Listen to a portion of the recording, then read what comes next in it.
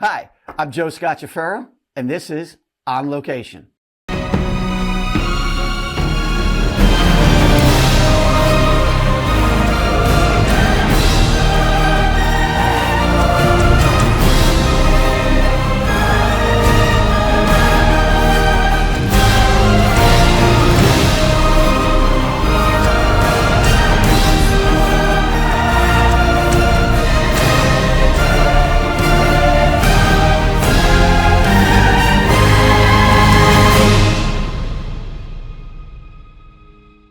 Okay, today's guest is somebody I've known my entire career. And of those of you who've known my entire career, you know that's a long time because I'm old as shit.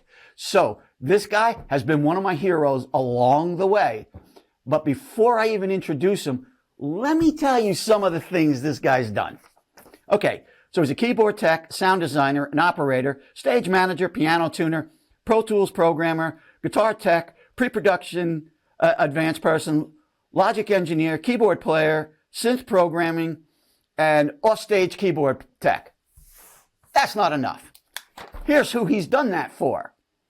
Billy Joel, Bruce Springsteen, Rolling Stones, the Rascals, Yanni, Paul Simon, Crosby, Stills, Nash Young, Phil Collins, Steely Dan, Neil Young, Faith Hill, Jimmy Buffett, Blondie, Hall & Oates, that's where I met him, The Who, Aretha Franklin, Carly Simon, Nile Rodgers, Marky Mark, Mark Wahlberg, Foreigner, Humble Pie. That one got me. Okay, ladies and gentlemen, welcome Mike Klavna. Hey, Joe, how's it going, buddy? Good. You got to grab a call? I hear your phone going off. I can't, you know what? My phone doesn't ring half my life. And, and you know what it is? I got this iWatch for Christmas, and I don't know how the thing works, so I'm just taking it off. That's what was ringing, my watch. My phone was on silent. And the best part of it, and I'm so transparent, we'll share. Both of us, highly technical, been around, watched technology grow, grew with it. And you're telling me you don't know how your watch works. And right before we went on the air, both of us were trying to figure out why we couldn't get the studio to work right. I always figure if you learn it and you do it once or twice, chances are you got it.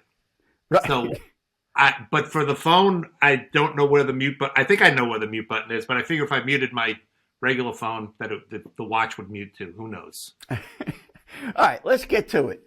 So okay. One of the things that I'm fascinated by, and it's all of our careers, is that there is no linear trajectory.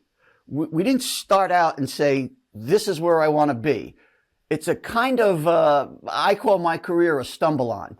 I did this, then I see that, then I end up here and I do that.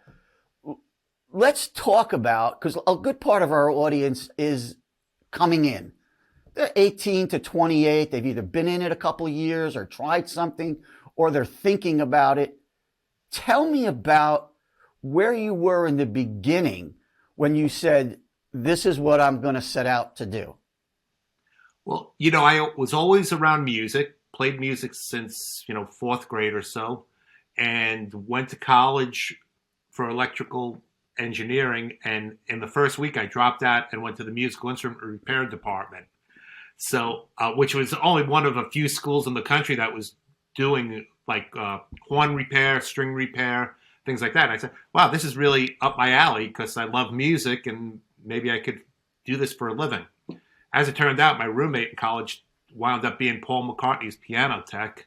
And so we all were technically motivated and had a little bit of knowledge of that. I got out of college and started working with the drummer from Humble Pie and said, you know what, this is okay. I like this. So that's the early stages of my career. All right, let's talk about that moment because, again, we all talk very simply and cavalier. And then I started working with the drummer for Humble Pie. How do you just happen to do that? You know, that's very interesting. And everybody keep your mind open because my mother was a nursery school teacher and Jerry Shirley's stepson went to my mother's nursery school. And he came to pick up his son one day with a, big fur coat on. And she was like, wow, you're a rock star. My son plays music. And he came over to our house for a few social occasions and saw that, I like tinkering with things, and I always had something pulled apart down in the basement. And he said, wow, I'm thinking about maybe using you one day we have a new band that we're starting. And I was like, all right, let's give it a go. And that's how it turned out.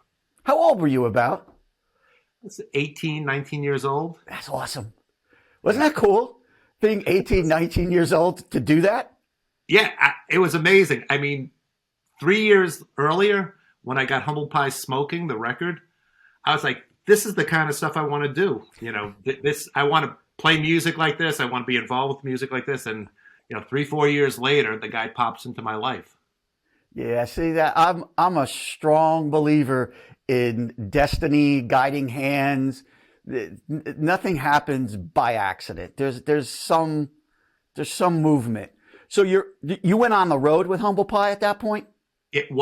What happened is the drummer from Humble Pie had a band with Peter Wood, who was keyboard player. He wrote Year of the Cat for Al Stewart, and later on in his career, he was also Cyndi Lauper's keyboard player, and he was one of the keyboard players behind The Wall on the Pink Floyd Wall tour. And as it turned out, that band broke up, and Jerry called up Steve Marriott, and they got Humble Pie back together right around the time I started working with Hall & Oates. So I was touring with Hall & Oates and doing studio work with Humble Pie in between shows. So Hall & Oates, how did you stumble on that? Was that your mom also? Although they called her phone number. I was in Europe with the drummer from Humble Pie, and we were doing a record in Italy with a sort of like the Bob Dylan of Italy. His name was Francesco De Gregori. And I came home. My mom said I had a message from Hall & Oates' management, and I went down for the job. Back then, the Prophet was a fairly new keyboard, and that was one of the prerequisites. They were like, do you know how to use the Prophet? I said, yeah, I can program it and, do whatever you need to do. Set it up, and that got me the job. How did you learn about the Prophet? Okay, so the Peter Wood, the keyboard player for the first band I was working for, he had one, along with a Hammond organ, a Fender Rhodes. He played acoustic piano too. We were playing clubs, and I'd have to install a helping still at every club that had a piano. And I learned about the Prophet just by hands-on, knowing Moog synthesizers and knowing electronic music from high school and college, that the layout of the Prophet lended itself to, I see the signal path of this, very similar to a Moog or another, other synthesizers, and it was polyphonic, so it was fairly easy to adapt to that. Yeah, The thing that came at that phase of music was an analog synthesizer with digital memory, and then you had to figure out how to back it up. And I don't know if you remember those little realistic tape players. You had to have a certain tape player to back up to cassette tape, and only a certain one worked, and it had to be at a certain level. And you spent about a week trying to figure out how to back up to cassette tape. I'm laughing because I have a great story when people ask some of the biggest problems I've had, which is tons in my career. But I blew out the sound system at Carnegie Hall an hour before show. It was a Bob James concert. Right. And I went in to load his Prophet 5, and I didn't know they had the house system up. So front of house was live, and I hit that magic button that goes, and it just went, shoop. Horrible sound. Horrible sound. A sound that most people today have no idea. Because I usually went, it sounded like when you would log on to the internet, and nobody even knows what that is. The old modem days where you had those little cups that you'd put over the phone. Yep. You did say one thing that is probably prevalent, and it's the key to at least you and I's successes, is understanding signal flow. Signal path is, and now there's several, you can have audio signal, MIDI signal, network signal, all going on simultaneously. And for me as a tech, I have to know where the stuff is coming from and going to, and have a good idea of how to, that helps me troubleshoot. That's the most one of the things. That is the key. That's the key to everything. It starts here and ends here. One of my Triple S interns, who was actually a driver, who moved on, became a good tech, I just talked to him recently. He is the CTO of Middle Eastern television, all the networks out there and everything they do. And he's located in Washington, D.C. And he simply said the thing that has made his career what it is and allowed him to become who he's become was the fact that he learned signal flow at Triple S. That something starts here and ends here. And he goes, whether you're talking about 9 satellites circling the world, or you're talking about an oscillator to an output. Right, exactly. Yeah, that's amazing. Let's talk about that. Those eras when you were learning. You went, because you were doing real acoustic stuff, pianos, right. And then you were doing. So there's a different technique that you need to master. Going from those synths, setting them up and running that, and then switching over to a B3 with a Leslie, switching over to an acoustic. There's a lot of different things that happen in there. And you're, of course, and the Fender Rhodeses. And I'll tell you, the great part about coming up in the music business when I did was there wasn't a whole bunch of stuff in the beginning. There were the pianos and the Fender Rhodeses and the Hammond organs. And then all of a sudden there's a synthesizer, and then there's different effects pedals that start getting introduced. So as people started incorporating into these rigs, I was there, and I sort of grew with the way people were using technology. Yeah. Between all of a sudden MIDI, when did MIDI come out? I was just trying to think, 83? Yeah. I mean, because we were involved, Triple S and I were involved in DeFuria early. We were part of that development stage. So I would say it was it hit the market. It actually appeared on the 5 and on a couple of the Roland products, probably 83, 84. Okay. That's about when. So, all of a sudden you have signal flow, and then you have MIDI flow. So right. now you have synthesizers talking to each other. And as things grew like that, it was just, it wasn't too much technology at once. You take this thing, you put it in your bag of tricks. In fact, one of the things I said we wanted to talk about was I wanted to send MIDI to 3 different synthesizers, sometimes 2 at the same time, sometimes maybe just one other one. And you built me a switch that it came out of the DX7, and then it would go to 3 different synthesizers. If I wanted them to talk or use the DX7 as the controller, I would just, back then, pull the volume down on the DX7, flick the switch to the, Voyetra or whatever, and then I'd be playing the Voyetra from my DX7. And all of a sudden that turned into mapping units that people invented, that there was a need for it, and people came up with the product to support what musicians needed. Yeah, there's another thing that happens. You hit on something that's huge. Is we're very fortunate, blessed, whatever, to have been in the early stages in an industry that doesn't obsolete gear that quickly. Right. Like, because in a lot of other businesses, a Rhodes would have gone away when a piano would have gone away when a Rhodes showed up, and a clavichord. I mean, we don't do that. We're still using tube amps. Right. So it's good, or let me rephrase that. How important is understanding the derivative of technology to gain understanding of the new tech? Well, yeah, I mean, everything, the technology, sampling was a big thing, but a lot of these synthesizers were trying to sound like things that already existed. You wanted to sound like a Fender Rhodes on a synthesizer. You wanted to sound like strings.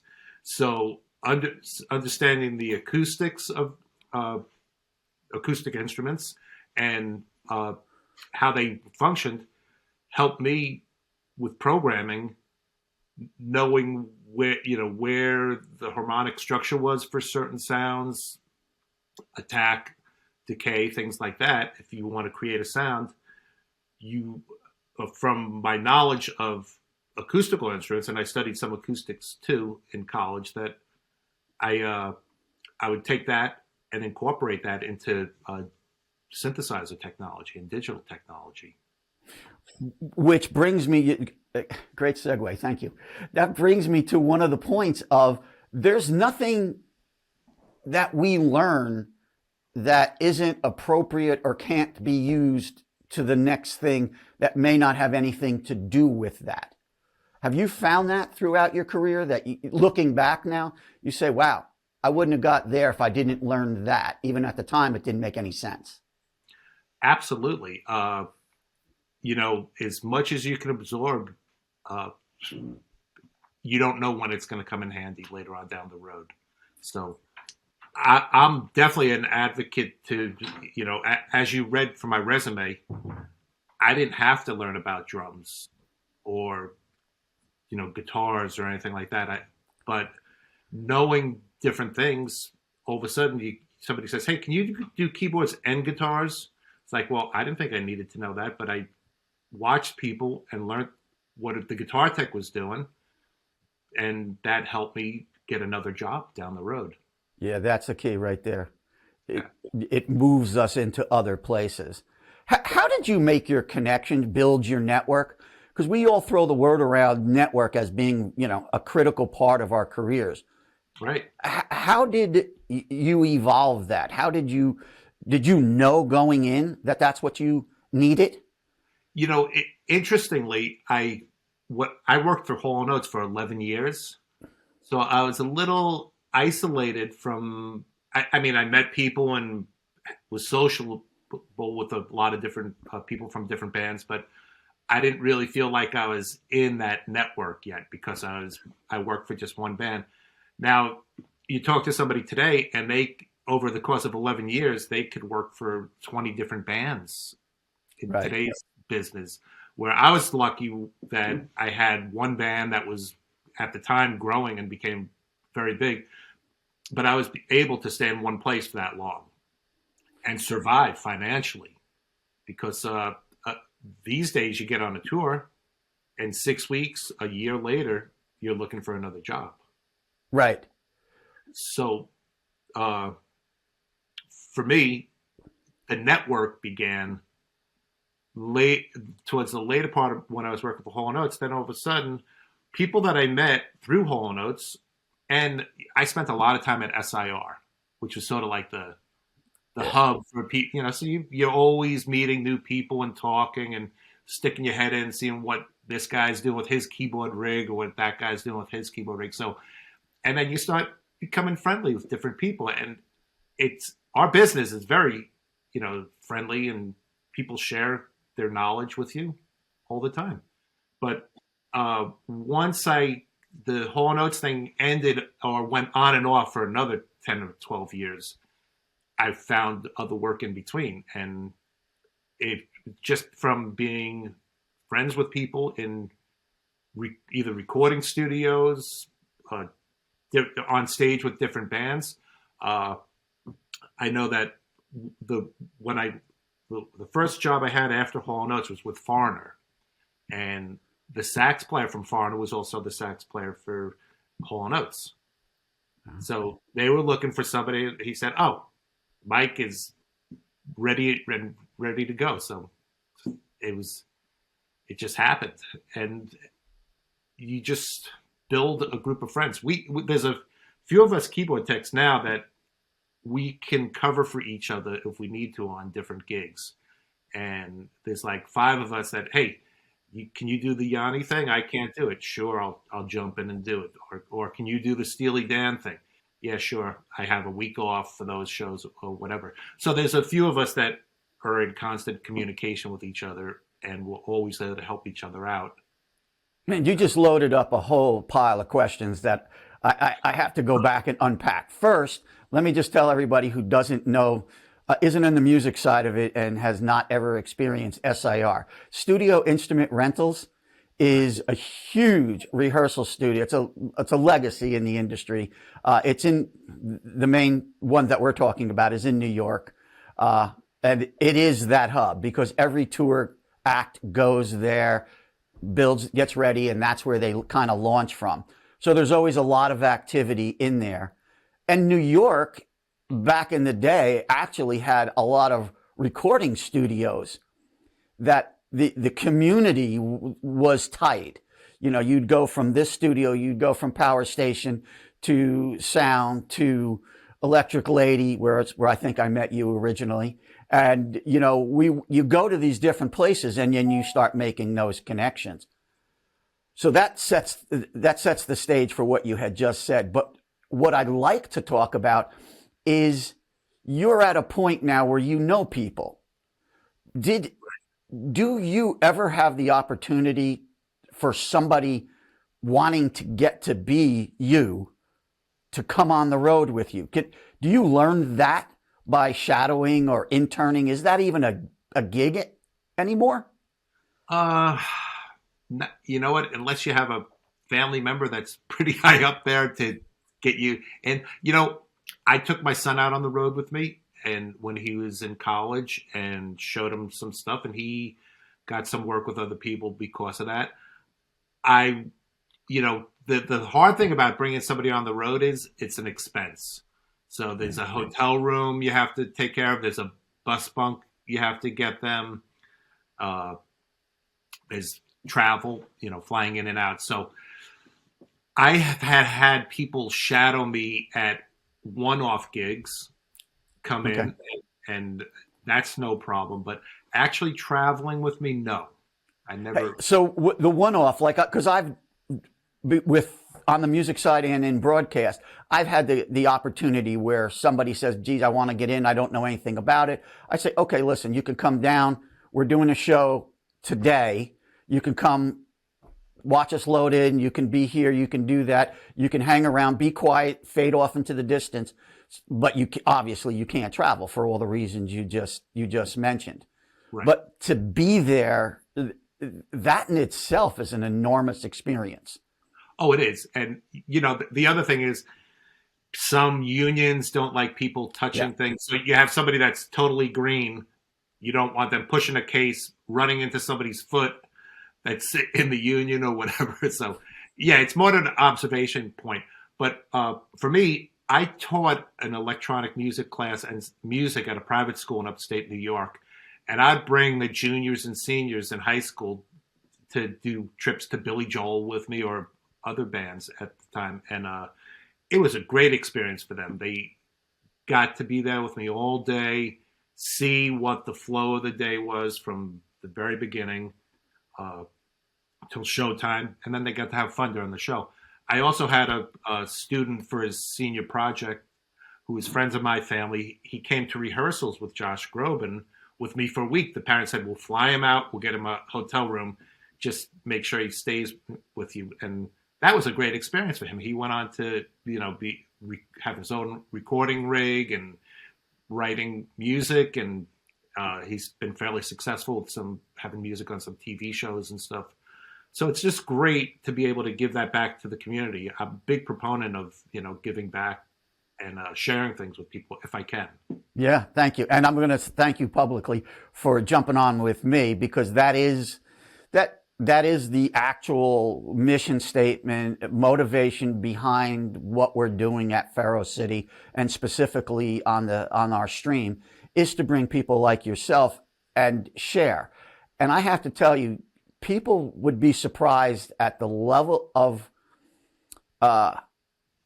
at which you all have arrived and you're still willing to give back. You're still, you know, it's not like you sit up in this lofty thing and I'm not talking to any. I haven't come across one person in all of the industries that I touch, which is theater, live, broadcast, music, everybody. I called anybody and said, listen, I'd like you to come on and talk to the next generation and kind of help them find their way. Everybody was, yeah, let's do it. So thank you publicly. But now let's move to the next thing. I did just cut you off, and I'm not going to say the line that everybody says, I didn't mean to do it. I absolutely did. I did mean to cut you off. Because I've got a short period of time, but I want to make sure I touch on some really important opportunities. How did you see the future? How did you know that these were things I'm going to have to learn? These are things that are going to keep me relevant. How do you look forward and know that? That's, you know what? I think you have to be open-minded for everything. When Pro Tools came out, it was, you know, something for the recording engineers to do. And then all of a sudden, everyone's using it on stage. So when I started seeing it being used for live performances, I said, oh, I better learn this because it could be a feather in my cap. And I've gotten quite a bit of work from being able to do playback and do editing and to, you know, run the machine, not for recording, but more for live performances. To be able to do that, I think you can sort of guess what's going to be used in the future. And I try to learn everything. Any piece of gear that looks like it's going to be something that I would incorporate into my setup, I try to learn about as much as possible. How do you learn it? And I say that tongue in cheek because you a lot of this stuff you can't learn in schools, and you can't learn on. You can answer a question on YouTube, but you can't really learn. How have you been able to do it? Because you and I we're pre-YouTube people. Yeah, and I'm very much self-instructed, and I'll tell you, I do. There was some Mac Pro videos and stuff that maybe 10 years ago I looked into for some things. Because reading manuals, let's face it, is pretty boring sometimes. And if somebody shows me something once, I can get it. Yeah. And sometimes and this is maybe for the more recent technology, a lot of these video courses, and I guess there's live courses too. You can go to school for Pro Tools. Right. You go to New York when they're there. You show up for a week or whatever it is, and you get your certification. But that's just one small part of what we do. Can someone teach you how to use MainStage or to or even older keyboards? How do you some keyboard player you work for comes in with a Fender Rhodes? It's like, can you take care of this for me? It's like, yeah, I learned that way before the internet. And that was, you watch what other people do and you learn. Somebody was tuning it with a certain tool to move the little springs on the Fender Rhodes. I was like, oh, that works good. So you see somebody using a tool that maybe wasn't conventional, but it seems to work better than what you were used to. So it's like, oh gosh, I'll put that in the bag of tricks. Yeah, that's a great. I mean, I had the advantage and disadvantage of operating within Triple S because we saw every piece of gear that was out there that had come through, and I had different techs that became experts in particular things. But what you're saying was some of the, like I would get a tech during the early synth days, mm-hmm. but a Rhodes would show up or a Klav would show up and they would be they're looking for the oscillator. They're looking for the filter. They're right. looking for that. And I was like, no, see this little thing, that little spring on there? Just push that out a little further and make sure that tunes. Or see the pickup that's sitting right here? I mean, this stuff all looks like prototype, but they were what they were. Yeah, yeah. And if you understand the slightest bit of how a guitar works and you look inside of a Fender Rhodes, it's like, yeah, it's not a string, but there's this rod or tine vibrating. Yeah. And there's a pickup there picking it up. So, and, guitars, you move the pickup closer, it gets louder. You move the pickup further away. you move the tine around and the timbre changes just like a pickup would if you put it on a different place on a string. So it all relates. And, Right. clavinet plucks a string. Yeah. Yep. Tell me about, let's talk a specific. What was the most challenging either show or tour or situation you had stumbled into that you had to really fight your way out and either succeeded or failed in that battle? I'll tell you, one time with Hall Oates, we had a new keyboard player, and he didn't know anything about technology. He just knew he was a great player. And he was trying to tell me how to, you remember I think it was called an MX8, the little MIDI mapper? Yes. Right? So he was trying to tell me how to program it. And I was like, no, just let me program it for you and you'll be fine. And we were sort of banging heads there for a few days. And I got everything going for him. And he was just like, he didn't talk the language and he was trying to tell me things without being able to communicate it. And it was really frustrating for me.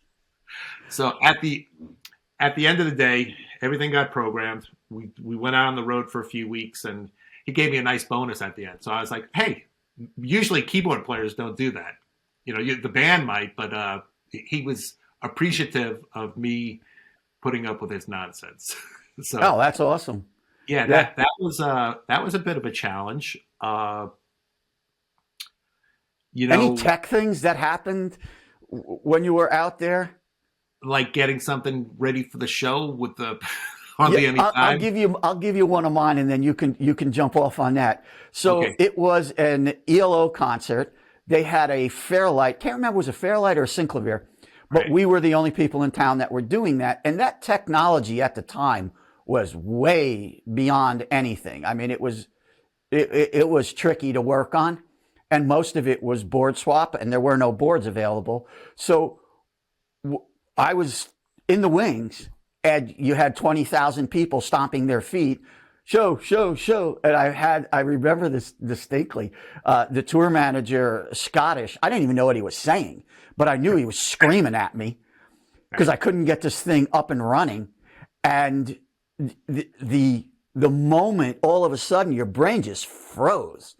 And like everything I thought I knew about everything just stopped. And I'm looking inside this monster going, I'm dead. I can't do this. And then I got myself, I did the calm, relax, everything. It's not a big deal. Who cares? I have to talk myself out of the stress of the moment. And then it got fixed and the show went on. It was probably about 20 minutes late. I mean, we missed curtain by about 20 minutes, which, is a pretty big problem. Oh, yeah. But it went. And that was one of those moments when I look back at my career and don't even know how I survived that and why I didn't just quit. Right. I'll tell you, you got me thinking about this. I did a show in a very foreign land with an artist whose name I won't mention. And it was a one-off, and our gear didn't show up. And it wasn't going to show up. And it was the day before the show, and there was no way anything was coming.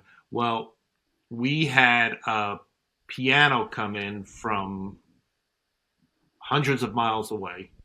That the strings were all rusty on it, and it was just terrible. And all the synthesizers and stuff did not show up. And I had keyboards. I had like keyboards that had the little speakers built into them so it looked good.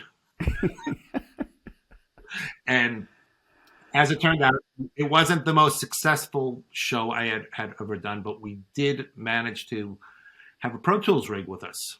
And a lot of stuff was done on playback, and a lot of the musicians carried acoustical instruments with them, so they got to play their parts. Some of the stuff was flown in. The piano was played for real. All the vocals were done live, but it was, when I heard that they were like, nope, stuff's stuck in, some container ship 1,000 miles from here. I was like, this is going to be an interesting day. And the audience loved the show. I would say we're probably 50% live and 50% on track, but it's what it was. And It was Yeah. a crazy day for me. When was the first time you toured out of the country? Okay, so I did a record in Italy in 1979, and it wasn't a tour, but we were there for 3 weeks. The producer was Andrew Loog Oldham, who produced the first 5 or 6 Rolling Stones records. Okay. And he was very good about making sure things were right. First flight out of the country, I flew business class. So I was like, oh, this is how the business works. Sometimes you find out that that's not always the case. But Correct. at any rate, I was with some fine musicians. Once again, the drummer from Humble Pie was the drummer for the session, and a few people that I had worked with before. And I was in a foreign country for 3 weeks and had to rent a car, drove everywhere I needed to go, drove to RCA Studios in Italy every day. Great experience. And when I came home from that, that's when the Hall & Oates thing started. And that was like a 10, 12-week tour of bars doing 2 shows a night. Wow. And we were driving ourselves around the country. That was my first real road trip.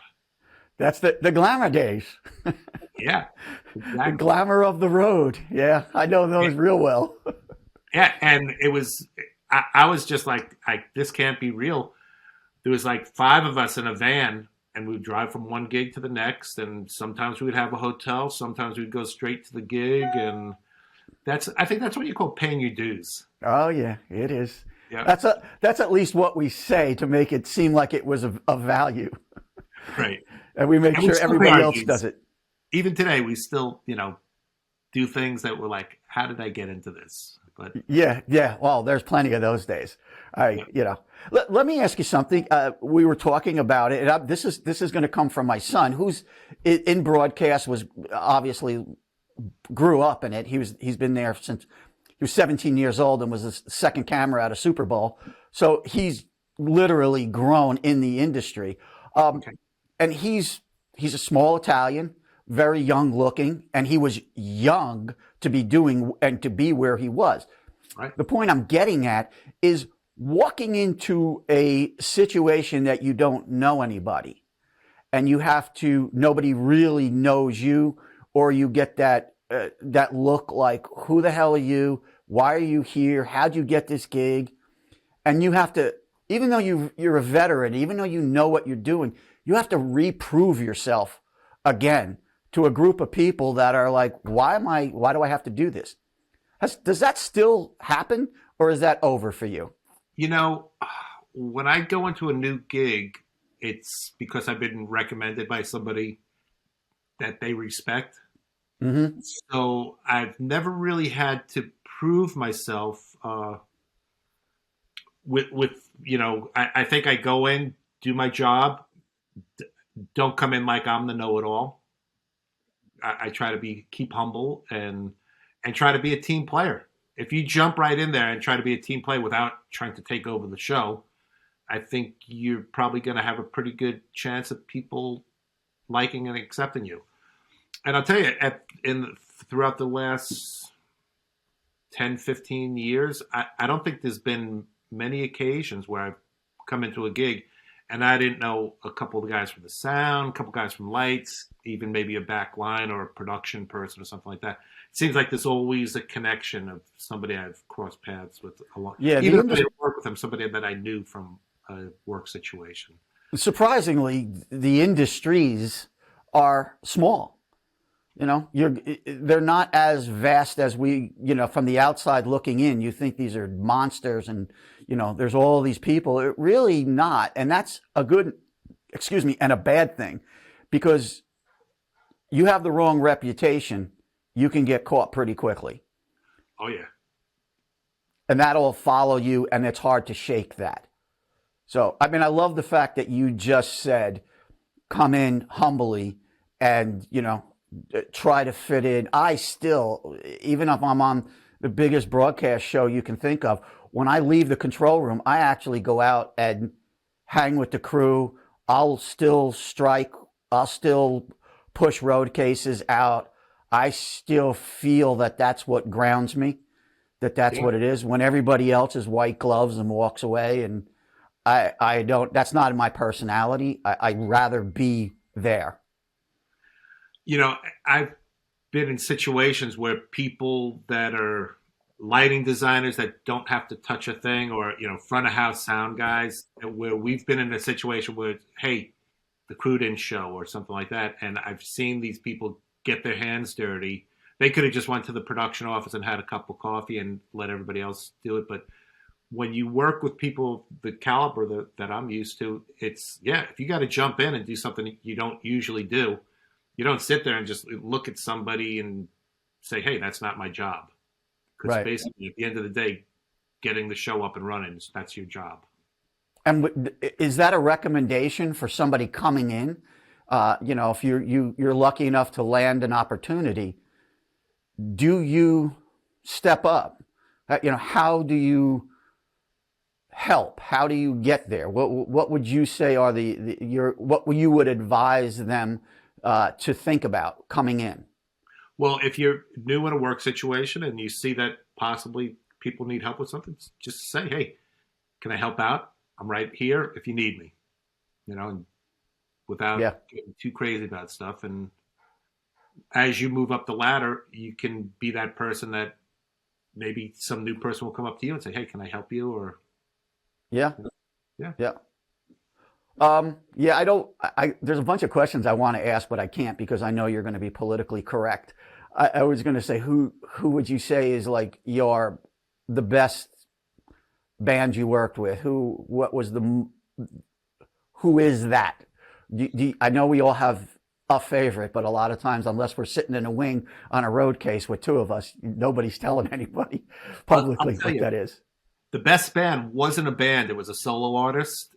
And his name was Ryuichi Sakamoto, who actually is he's got Oscars, he's got Grammys, he used to play in a band called Yellow Magic Orchestra. Why does that sound so from familiar? The 80s, Japanese band, but I went on the road with him with 2 pianos and a DJ rig. And I was in charge of all the musical instruments. And he had a prepared piano and a regular piano that was a disc clavier. So he would do duets with himself and stuff. But the fascinating thing about Ryuichi was that every week he'd have dinner with the crew and he would ask every person how they're doing. And truly was concerned how your life was, how things were going. And he had a conversation with everybody at dinner. And that's the reason he got us all together. And never once a lot of these guys are talking about themselves all the time. Right. Me. And he was more, how are you? Not how am I? And I was like, I'd do anything for this guy. It wasn't an easy tour. It was actually, smaller venues and a lot of travel. But it was just a really exciting time for me. And plus, he came late to a gig in Hamburg once, and I decided to prepare his piano for him he would have golf tees, clothespins, all sorts of little things to stick in between the strings. And I had, watched what he did for about 3 or 4 shows. And about the 5th show, he doesn't show up. So I started preparing the piano for him because I knew it took about an hour. They were way late. And he came in and he played it. He looked at me. He said, you prepare the piano from now on. So I was like, cool. Nice. That's a job. That's awesome. Yeah, see, that's one of those moments. You stepped up, you did what you should have done, and it turned out to be something you've been awarded that. Exactly. Mike, we're running out of time. I got a bazillion other questions, but I can't, so I'm going to invite you back for a follow-up. And there's one other point, and I'm going to make you commit to it while we're on the air. I will cut it if you want me to later on. Okay. You taught at a school. One of the things we have on Faro City that we're developing is courses taught by, everybody loves to call them master classes, but they're courses taught by pros who've been in it, who are on the road, who do that. And it becomes part of the course subscription of what we're doing. But I'd love to be able to work with you and develop something that encapsulates all of what you've learned and done and are willing to share. So I'm just going to put it in your head. I don't even need an answer. Okay. Yeah. But I don't know how deeply I can get involved, but I'm always willing to help out. You know that. So okay. We'll talk about that as things progress. All right. Right. And good. Are you going back on the road with Billy now? So? Yeah, I'm working with Billy full time, and that's my main gig. And I fill in with Josh Groban when I can. And I just did something with St. Vincent, who's a great artist, and other bands, Steely Dan, and whatever I can fit. Billy only does 2 shows a month. So if somebody needs me for a week and it fits in my schedule, I'll go work for him. Right. But yeah, full-time Billy gig for me. It's been a great, great experience between working with David, who's cutting edge technology, and the guys, and my work schedule at my age is really good for me. That's awesome. That's awesome. And Rosenthal is somebody that would be part of a conversation, but that would be an extended conversation with the two of us. Yes. And talking about Dave. So, Mike, thank you so much for the time. I really appreciate it. God bless you for all the work you've done and what you contributed to our industry. It's the unsung heroes that are the most important, that people have to understand that's what drives this business. Yeah. Well, I'm thinking of writing a book, and I'm going to call it The Invisible Man. I'm buying it. Unsung heroes / we're there in the background. But hey, love to you and your family and all that surround you. And hopefully we'll catch up again real soon. Talk soon. Bye, Mike. Thank you, Joe.